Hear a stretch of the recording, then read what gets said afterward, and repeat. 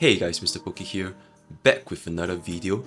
So before we get into today's content, I just want to take this moment to address all the drama that is rising out from my previous DPS version 1.1 tier list, especially regarding the Tingyun controversy, right? First of all, I do really want to apologize because creating drama was never the intention of the tier list. The intention of the tier list was simply to provide my viewers an alternative perspective as to how some characters might be better than expected or some characters might be worse than expected. But this is all, once again, like I said, based on my own personal opinions, right? At the end of the day, all units are viable with enough investments.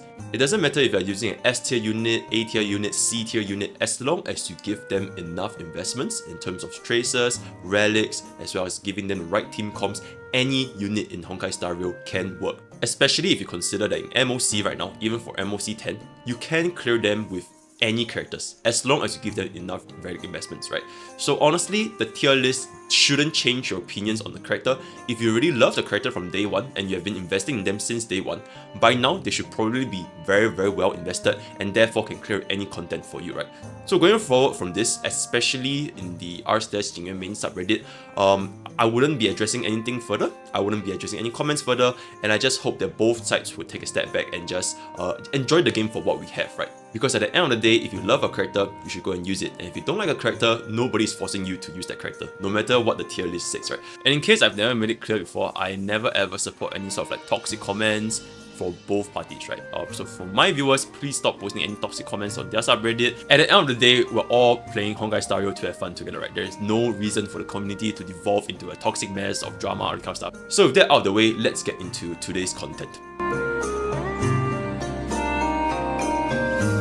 Alright, so for today's content, we'll finally be wrapping up the entire version 1.1 tier list, and honestly, I'm pretty done with making tier lists in general because as much as I expected myself to be put in this situation where there's going to be a lot of different opinions, I didn't anticipate how big this thing would blow up. So in going forward, I'll definitely be still sticking in touch with the detailed content, unit analysis, all this kind of stuff that can help a player increase their knowledge, right? More objective content in general. So without further ado, let's begin. For those of you guys who did not watch my very first tier list video, these are the conditions that I've set for the simulation. All units are going to be assumed at E0 without the signature light cone unless stated otherwise. All performances in these units are strictly based on MOC only, as well as every single one of these units will be judged based on whatever categories they're in. So today we're going to be talking about support first and then following up with the final category that is sustained. Sorry, I had to make a quick little adjustment there because in my previous tier list, some of the comments were saying why was Clara in the unused category.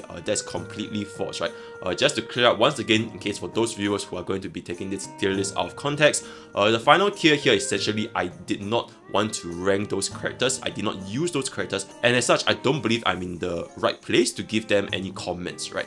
I would much rather prefer my viewers, right, who actually use these characters extensively to give their own comments down in the comment section below. So our very first 5-star limited support is gonna be Silver Wolf. She has attack down, speed down, defense down, resistance down, as well as her signature weakness implant, right? So let's not beat around the bush, she's definitely gonna be the top of the list. So in this point of the video, I was just explaining how Silver Wolf's kit functions. If you guys need a more in-depth analysis, feel free to check out my CN unit analysis on Silver Wolf, where I basically talk about everything that is to be talked about regarding her kit, right? So that's that. And at this point, I hope everybody watching my video understands how important weakness breaking is in this game, right? Super important mechanic. So for that reason alone, even if she doesn't do any of a speed down, attack down, defense down, for weakness implant alone, this saves players a ton of resources when it comes to building their teams, right? You no longer have to build so many elements because technically you can just implant Silver Wolf into the right comp and she'll always implant the right weakness for your team, right? She's definitely going nowhere lesser than S tier, and I think everybody that's playing the game can agree on this. We're not gonna just talk about Silver Wolf's strength, right? So what are her weaknesses? I believe that Silver Wolf's weakness is not going to be very pronounced until we get into the late game of Honkai Star Rail. What I mean by late game is when we have played the game for maybe more than a year, right? Or maybe even 2 years, where we have pretty much developed every single mono element team, right? Fire, physical, wind, lightning, quantum, imaginary. Then when that time comes, weakness implant wouldn't be that strong of a mechanic anymore because you will always have an answer to the right enemies, right? So in that case, Silver Wolf's role would be restricted to just mono quantum, right? For her to apply all her defense down, attack down, speed down. But don't get me wrong, the debuffs that she provides are still extremely valuable, right? 45% defense down is no joke. And if you pair that out with Quantum's innate 20% defense penetration, that is a lot of damage added, even without weakness implant, right? So that is one of her only weaknesses. But it's honestly not that big of an impact until super late into the game. And I guess this also ties on to Silver Wolf's future-proofness. She's definitely extremely future-proof right now. So if you guys have put Silver Wolf, congratulations, you just saved yourself a ton of resources building multiple teams, right? Because you can just use Silver Wolf to implant weakness. Even going into the future where you don't really need her to implant weakness anymore, her future-proofness is definitely still gonna be there in mono quantum team, right? Now let's move on to the next 5-star unit, and that is going to be Bronya, our favorite standard banner 5-star support, right? I think at this point, nobody needs an explanation on how her kits work. Extra turn mechanic in a turn-based game is extremely good, right? She's also definitely going into the S tier, right? No questions asked, because yeah, it's definitely no questions asked. Her crit damage buff, attack buff, extra turn, damage buff. So many good things about Bronya, and I really don't think any other supports in this game even come close. But this brings us to the question, and I think this is gonna be the controversy for today's tier list, right? Is Silver Wolf better, or is Bronya better? After the whole DPS debacle, I'm gonna choose my words very carefully, right? So that I don't get cancelled again. In my opinion, right, and I say this again, this tier list is based on my opinions as a player. I believe that Silver Wolf would have a very specified niche going into the late game, right? Because you generally eventually will want to use Silver Wolf only with mono quantum team once you enter into the late game. Because in the late game, you don't really need her weakness implant mechanic anymore, right? Whereas for Bronya, no matter in the early game or the late game or middle game or any form of stages you are in the game, extra turn can be paired with essentially any DPS in the entire game right now, right? Any DPS, main DPS, will appreciate Bronya's extra turn. Be it you slot her in a mono element team, be it you slot her in an off element team, it doesn't matter if a main carry is wind element or not, right? Any unit in the game appreciates Bronya's extra turn. And it doesn't matter what stages of game you're in, right?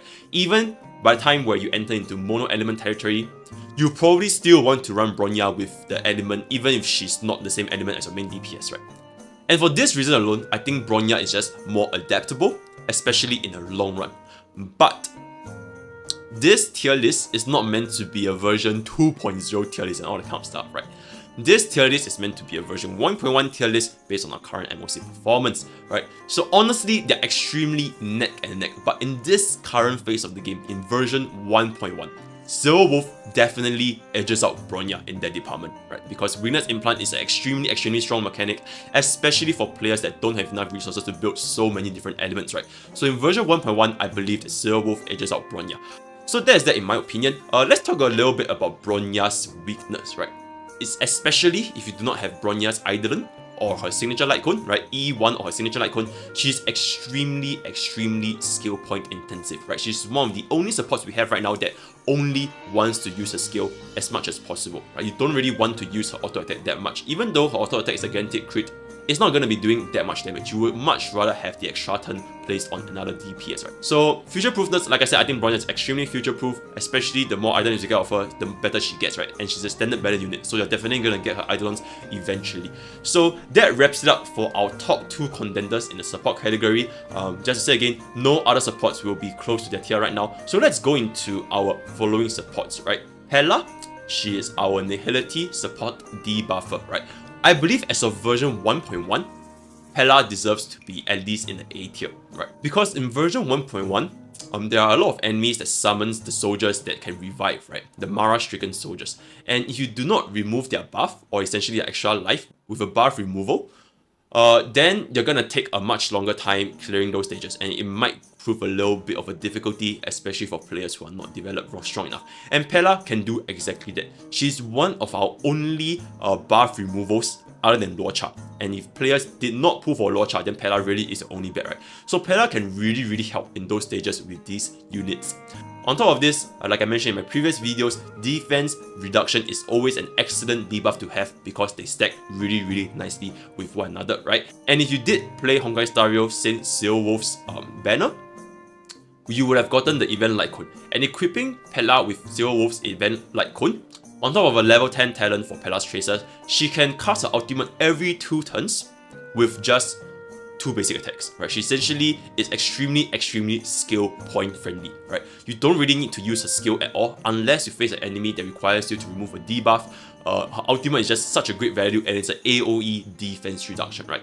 Now, what are some of Pela's weaknesses? I think Pela's weakness really comes from the fact that she really only provides any sort of utility after casting her ultimate, right? Because in most situations, you generally don't need the buff removal unless you face the right enemies. So if you don't face these enemies, then Pela's only real use is a defense reduction. So that can make her kit a little bit simplistic.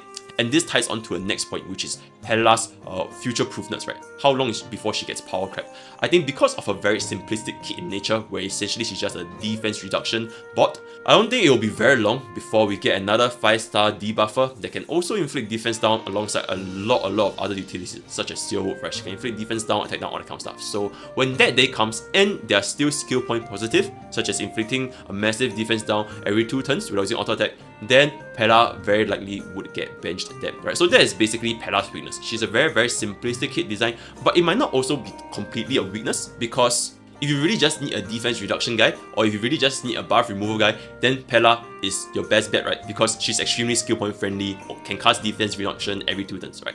So for all these reasons above, I'm gonna be ranking Pela in the A tier. Now moving on to our next support, Tingyun, right? She's definitely gonna be in the A tier. She provides extremely good buffs, very similar to Bronya actually. She provides attack buff, she provides damage buff, she increases the additional damage based on her tracers, right, the lightning damage, and the most important of all, she's the only support we have in the game right now that can increase a unit's energy value, right, 50 at E0, 60 at E6. And because of this energy battery alone, Tingyun can help our team achieve a lot of fancy combos or clear a lot faster, right? So the question now lies, is Tingyun better than Pela? I would say that in my opinion, yes, I believe Tingyun is better than Pela. Now, why is this the case? Tingyun is just generally a little bit more versatile than Pela because more main DPSs we have right now prefers a Harmony supporter, right? So look at our main DPS we have at the moment. Sile, Yanqing, Welt, Jingyuan, Shu Sheng, Dan Heng, all these characters generally synchronize really well with the buffs that Tingyun provides. So for example, let's just take for example like Jingyuan, right? Even though Pela can also increase Jingyuan's damage potential, right, because of the defense strat, all that kind of good stuff, but Jingyuan really wants somebody that can help him cast more ultimates and give him as much buffs as possible for him to buff Lightning Lord, right? And Tingyun fits exactly that, right? So in this case, Pela really wouldn't be that good of a fit as compared to Tingyun. So in terms of versatility, I would say that Tingyun will edge out Pela a little bit more. And in terms of mechanics, right, Tingyun just offers a little bit more to the table other than just defense shredding alone, right? She has attack buff, she has defense buff, she has energy battery, and all of this, she is a 4-star, right? She really has a kit that's so good. Keep in mind that Tingyun was nerfed compared to the CVT version. Her kit was so good that she actually got nerfed, right? Although Pela also got nerfed on her E4, but Tingyun really got nerfed across the board on the entire kit itself. So that should speak how good Tingyun is as a 4-star support Harmony character, right? So for these reasons, I'm gonna be ranking Tingyun above Pela. Now, what are Tingyun's weaknesses, right? Tingyun's ultimate cost, especially after the nerf, is definitely gonna take a while to get up, right? You shouldn't expect very high uptime with Tingyun's ultimate cost. Another weakness is compared to all the supporters we have over here right now, Tingyun will arguably be the hardest to gear. Because for Pela, she really just needs speed and EHR, maybe a little bit of durability. Bronya really just wants speed and crit damage. Silver Wolf maybe just wants EHR and speed, right? Because we're talking about a debuffer here. We're not talking about any damage capabilities. But for Tingyun, she requires attack, speed, and some sort of durability, right? To achieve all this is going to be a little bit more difficult compared to all the other supports. On top of this, the attack she requires is not like an insignificant amount, right? If you want Tingyun to function properly, especially in the higher Tracers level, generally your Tingyun should be at around 2.5 to 2.6k attack, right? And that is not very easily attainable, especially for players in the early game. So if you guys want to use Tingyun to a fullest efficiency, right? You want her to be fast, you don't want her to die in like one turn, and you want her to have enough attack buff for your allies, right? Then she's gonna take a while to actually get her going. So that will be another one of Tingyun's weakness. Then for the final factor, let's talk about Tingyun's future-proofness, right? I think Tingyun is also extremely future-proof, right? Energy battery is a very big deal, and until we get another support that can give us equivalent amount or even more energy battery than Tingyun, right? She will have a pretty good future-proof value in that department, right? So for all this alone, I'm gonna be wrapping up Tingyun in the A tier above Pela. Now let's move on to our next supporter, which is the latest addition, Yukong, another Fox Harmony characters, right? Now, where does she rank in this current tier list? Okay, I'm just gonna say this right now. No supports deserve to be in the C tier. Why? Because we already have such a limited amount of supports that you generally will always want to pair a support to your team, right? So I don't think there's any support right now that deserves to be in the C tier. They all have their unique functions, especially when you consider the limited roster we have, right? But with that being said, I unfortunately have to give Yukong in the B tier. Now let's talk about Yukong's strength first before diving into her weaknesses and why she's in B tier, right? Yukong right now, it is the only supporter in the game that gives us a crit chance buff on top of a crit damage buff. Now, crit value buffs in general are extremely impactful, right? More impactful than attack percentage buff, more impactful than damage percentage buff, because they are a separate multiplier. And that's why crit value is so sought after by every single one of our DPS, right? For almost every single DPS, you want to build crit value on them, except for maybe DOT DPSs, but that is for the future case, right? So generally speaking, crit values are extremely important, right? And Yukong is the only one that can provide us this. Her attack buff is also extremely high, 80% attack buff at level 10 Tracers, right? So her kit itself is a massive DPS steroid for any of the DPS that she can be paired up with at the current moment, right? Let's not pretend that her buffs are not worth anything, because her buffs are really extremely high in terms of value. But what are Yukong's weakness, right? Because if a support is going to be giving out this extreme amount of buffs, there's definitely going to be some weakness tied to it. And unfortunately, the weakness is why Yukong is placed at B tier at the moment, right? Yukong's biggest weakness is that she's the only supporter in the game right now that strictly requires some degree of speed tuning, right? For Tingyun, for Bronya, for Silver, for Pela, right? Even if you go slower or earlier than your DPS, you can still buff your DPS the next turn, right? You can still cast the buffs and they will be able to eat the buffs that our supporters provide the next turn. It's not the end of the world. But for Yukong, right? Because her buff only covers 2 allies at any point of time, because after 2 allies turn, the buff is going to disappear, right? Because of this, she really wants your main DPS to be within 2 turns of Yukong, right? If your main DPS is on the 3rd turn outside of Yukong's turn, then they will never ever eat Yukong's attack buff, crit chance buff, or crit damage buff unless your Yukong is at E6, right? But once again, we're talking about E0 over here. And another very big weakness that's tied to speed tuning, right? Is even though you can speed tune a team, like maybe at the start of the battle you speed tune a team perfectly, everybody's going in plan, but when the battle actually starts, there are a lot of factors that can destroy your speed tune, right? Anytime you get a speed down, or anytime you get a speed buff, or anytime your enemy lands a crowd control on you, or anytime your units get an extra turn, extra action value push up, all these kind of things will affect your speed tuning. So in reality, right, for you to maintain the speed tune at 100% uptime is very impractical. I would dare say, in most situations, the speed tune is gonna get messed up a little bit. So if it messes up too much, even if you speed tune Yukong well at the start of the battle, it might just get screwed up towards the end, right? So this is gonna be why speed tuning with Yukong is gonna be such a big issue. So this really restricts Yukong in terms of team comps, right? Every single time you want to change Yukong to a new DPS, you have to speed tune all over again, right? Because different DPS are gonna have different speed. So generally, Yukong is definitely going to be much more restrictive in team building, as well as the criteria for her to be used at the maximum efficiency.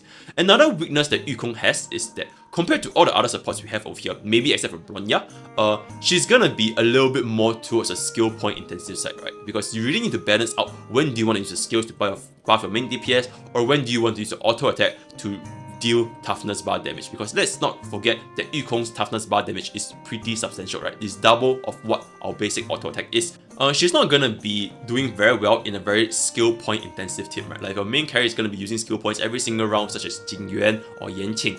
And if your other supporters are also gonna be using skill points every round, such as Bronya, then you're definitely gonna be running into skill point issues over there, right? Now let's talk about her final point, which is her future-proofness. I believe that Yukong's future-proofness is there.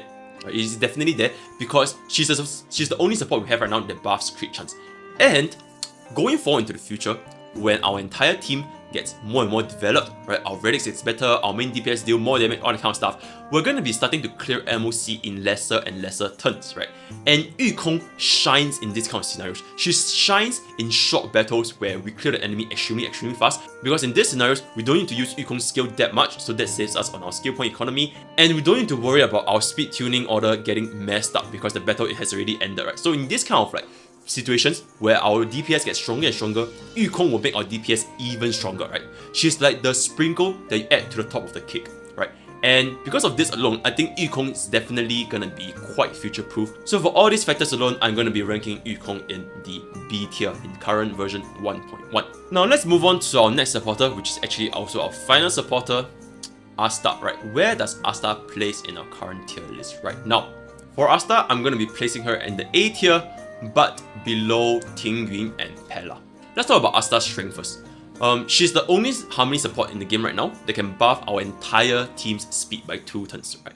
This is an extremely impactful buff, especially in the early game where our speed gears are not there and all our DPS are not doing enough damage and our supports are super squishy. We really want our team to be faster so that our late game MOC stages where enemies have more than 150 speed, it's not going to outspeed and destroy our entire team, right? So Asta's speed buff there is extremely important. On top of this, she's also a very skill point friendly unit, right? You don't have to use a skill every single turn unless you have all the energy thresholds met. Then she can cast a skill every 2 turns and cast ultimate there. But that is not really necessary, right? Asta can function perfectly well with just using an auto attacks alone or using a skill and 2 auto attacks, right? So in that department, she's very skill point friendly. Another thing is Asta's attack buff, which goes up to 70% at 5 stacks at level 10 traits, right?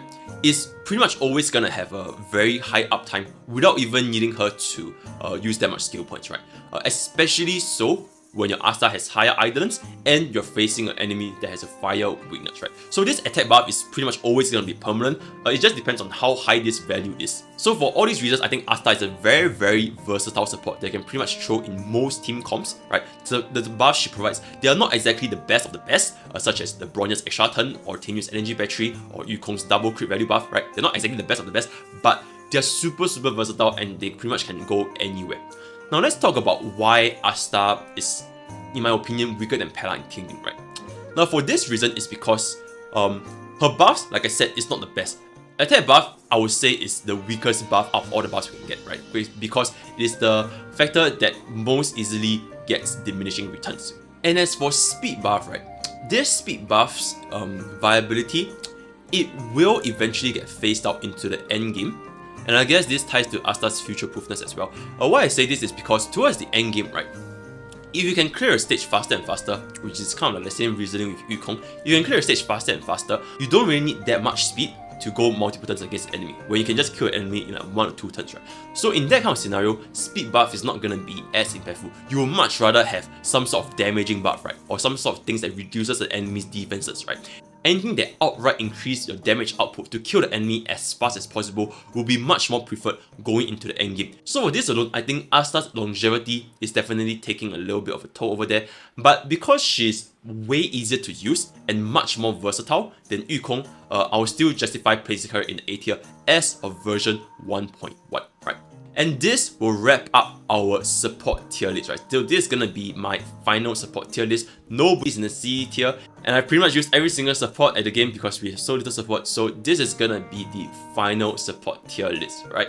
I'm especially interested to see what you guys think of Wolf versus Bronya, right? In my opinion, in version 1.1, Wolf just edges out Bronya. But feel free to discuss in the comments down in the description, or if you guys want to discuss it in Poke's Village, which is my Discord, feel free to drop by as well. And just a little note, since we're on Poke's Village, the giveaway that I'm hosting, today is the last day to sign up before I'm going to close the registration and finalize who's going to be the lucky contestants, right? So final day to sign up, feel free to hop by Poke's Village and talk over there, right?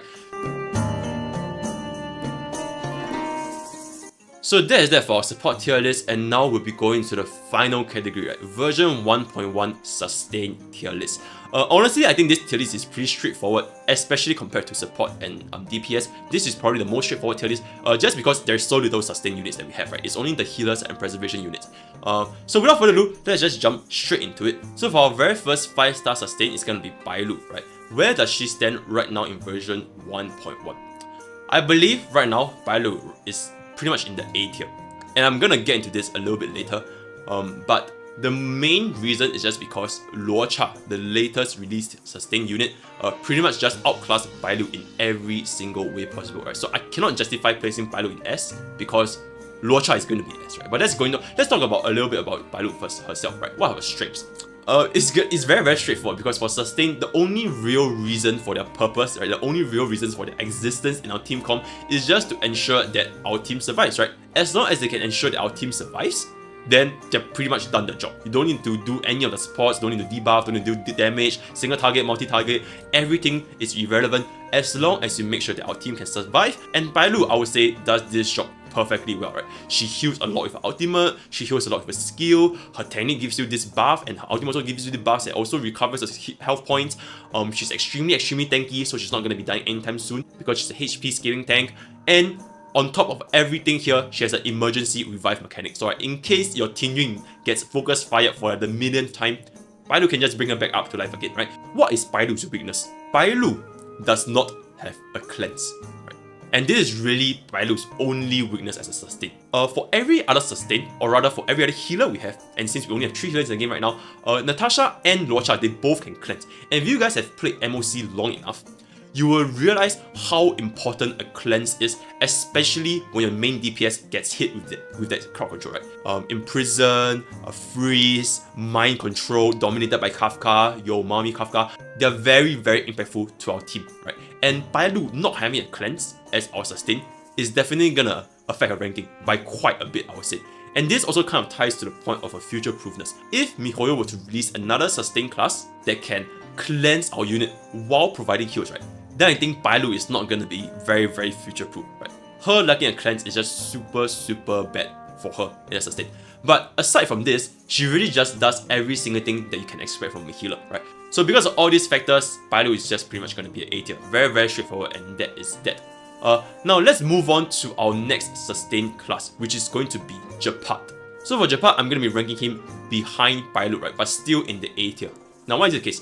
This is not like a tank tier list, a preservation tier list or whatever. This is a sustain tier list, right? Like I said at the start, the unit's function is purely to make sure that our team can survive, right? So if you can get that done, then we're done. For Gepard, his shield is extremely thick, right? AoE shield.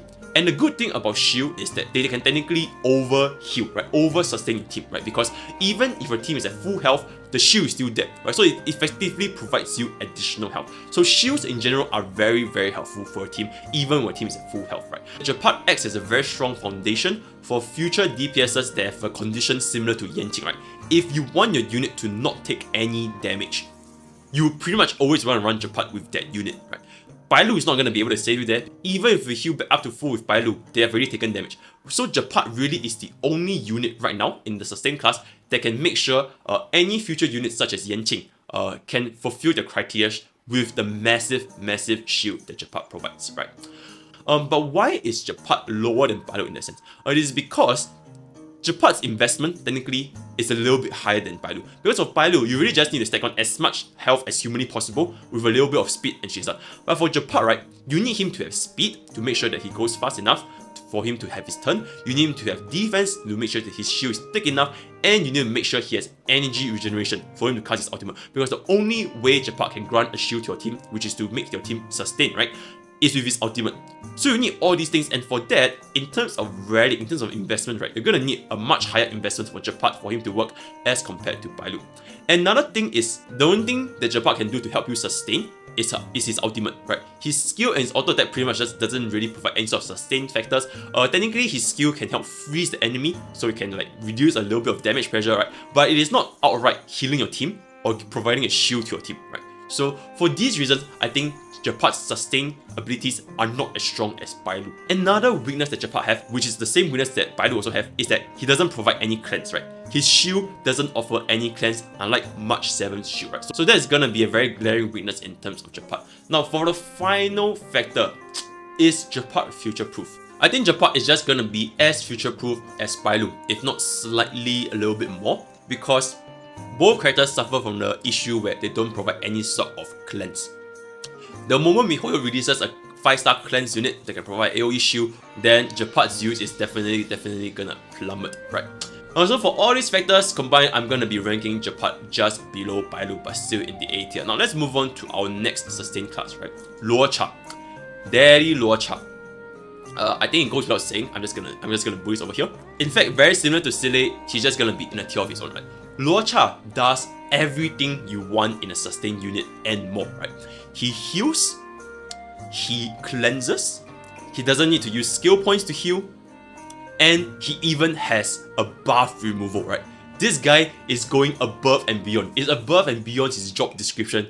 He's gonna give you a buff removal, AoE damage, AoE buff removal, right? So Mr. Luocha over here is definitely on a league of its own in terms of sustain, and I don't think this is to anybody's surprise, right? All his strengths, and by now, if you don't have Luocha and you're struggling in MOC because you also don't have Bailu and Gepard, I highly recommend players to pull him because he's really gonna make your life a lot easier. He's just so versatile as a healer that he really just does above and beyond. He's the employee of the month. He's a sustain of the month, ladies and gentlemen, right? So in version 1.1, I think it goes without saying Luocha is definitely gonna be in a tier of his own, in Luocha tier. Right? And let's just talk about Luocha's one weakness, his only weakness in my opinion, is that he cannot provide as big of an emergency heal as compared to, for example, Bailu, Gepard, Natasha, all this kind of stuff. Because all these other sustain characters, with a single press of an ultimate button, it immediately increases your team's survivability, right? It can happen in the opponent's turn, it can happen at any point of time. You press one ultimate button and your team instantly survives better. But that's not the case with Luocha because Luocha's ultimate is a damaging ultimate. So unless you have Luocha's AoE field up, the field that provides healing whenever you deal damage, right, then he's not gonna be able to heal your team in the nick of time, right? You can't have this massive emergency heal. Even if you use his ultimate when the field is up, the heal is very small as compared to all the other sustains you have, right? Gepard's shield is super thick, Bailu's heal is super thick, even Natasha's heal, the emergency heal with out is super thick, right? So this is really Luocha's only weakness. It forces players to really think and allocate their skill points and skills efficiently, because if you really need an emergency heal with Luocha, right, he might not be there to save your day, right? So you really need to know how to play the game. Don't place yourself in a scenario where you need an emergency heal with Luocha, right? So that's really Luocha's only weakness, right? And let's talk about his future-proofness. In the sustain category, he's definitely the most future-proof, right? Because he, like I said, he does everything a sustain does plus more, right? Going above and beyond his job description. So for all these reasons, Luocha is definitely gonna be in a tier of his own, like the Luocha tier.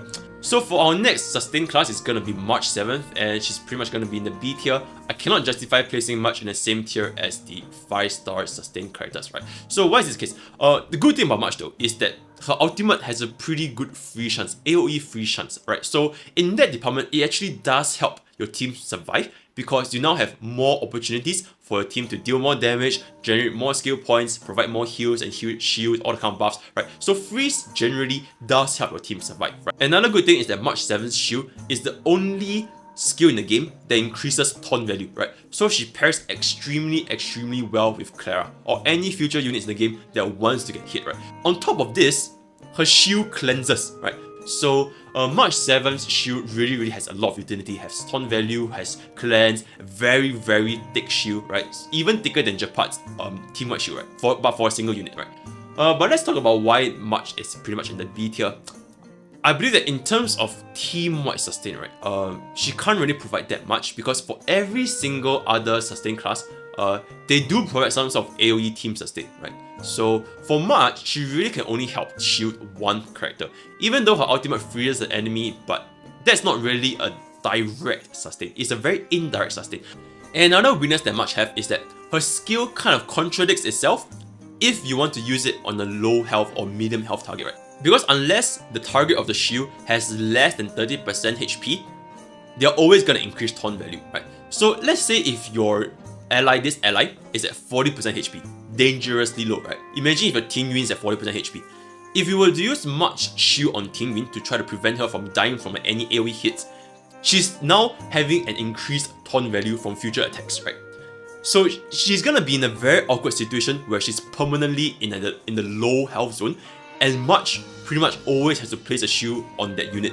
If not, they're just gonna keep getting hit because they have much 7 shield. And lastly, for much future proofness, I think she still has a place, especially when you want to place her in a team where they want to take more taunt value, right? Such as Clara. Right? She's definitely gonna have a place. But whether that place is very long, we're just gonna have to see. But for now, I would say much future proofness is gonna be pretty average. Not very high and not particularly low either, because she does have a use, right? She does have a cleanse for sustain, and that's always gonna be good. Right? So for all these factors, I'm gonna be placing much in the B tier. Now let's move on to our second last sustain class, which is going to be our Natasha, right? Natasha, I'm just gonna place her right here, right? Above much in the B tier, because I can't justify placing Natasha in the same tier as the 5 stars, right? But for all of you players out there who did not have Bailu and Gepard, such as myself at the start of the game, right? You would have been raised up on Natasha's here, right? Natasha was pretty much a core part of our team for such a long time until Luocha came out, right? So for those of you who did not have Bailu and Gepard, please show some gratitude to Mommy Natasha, right? And let's not pretend that Natasha didn't save our ass like so many times, right? So for that, let's just thank Natasha for that, right? No matter how she places, we really needed to rely on Natasha if we did not have the 5-star counterparts, right? But going forward, let's talk about Natasha's strength. She's a healer. She has the great emergency heal, very much similar to Bailu, and she has a cleanse on her skill, right? So that's gonna be really helpful if we were to need a cleanse for our sustain. And I really don't think there's much to say, because for Natasha, she's just a true bread and butter healer sustain, correct? She does everything that you would expect a sustain to do. She heals, she cleanses, and she has an emergency heal, right? But let's talk a little bit about Natasha's weakness. The weakness is that because Natasha's kit is so simplistic, she might get power crept pretty easily, and we have already seen the power crept, right? So if you have Luocha right now, there's pretty much no reason why you would want to use Natasha over Luocha in the same team, right? So it is already happening. So unfortunately for Mommy Natasha, her time is already coming to an end once you have Luocha, right? But it's a little bit better since you do need 2 healers. But if you already have Bailu and you have Luocha, then Natasha you can't really justify using Natasha. And another weakness is that a lot of Natasha's healing, right, it is a continuous healing, right?